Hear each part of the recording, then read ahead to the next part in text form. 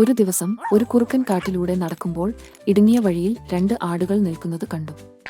രണ്ടും കടന്നു പോകാൻ ആഗ്രഹിച്ചു, പക്ഷേ രണ്ടും മാറി നിൽക്കാൻ തയ്യാറായില്ല. "ഞാൻ ആദ്യം ഇവിടെ വന്നു." "മാറി നിൽക്കൂ," ഒരു ആട് പറഞ്ഞു. "ഇല്ല, എനിക്ക് കടക്കാൻ അത്രയും അവകാശമുണ്ട്." "നീ നീങ്ങൂ," മറ്റേയാൾ വാദിച്ചു.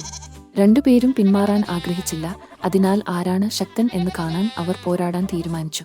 അവരുടെ കൊമ്പുകൾ കൂട്ടിയിടിച്ചു. താമസിയാതെ രണ്ടുപേരും ചതഞ്ഞു. മുറിവുകളിൽ നിന്ന് രക്തം ഒഴുകി. സമീപത്ത് മറഞ്ഞിരുന്ന കുറുക്കൻ അത്യാഗ്രഹിയായ കണ്ണുകളോടെ നോക്കി. "തികഞ്ഞത്. താമസിയാതെ ഒന്ന് വീഴും, എനിക്ക് ഒരു വിരുന്ന് ഉണ്ടാകും," അയാൾ ചിന്തിച്ചു. പോരാട്ടം തുടരുമ്പോൾ കുറുക്കന് ഇനി കാത്തിരിക്കാനാവില്ല. ദുർബലമായ ആടിനെ വീഴ്ത്താൻ പ്രതീക്ഷിച്ച് അവൻ അവയ്ക്കിടയിൽ ചാടി.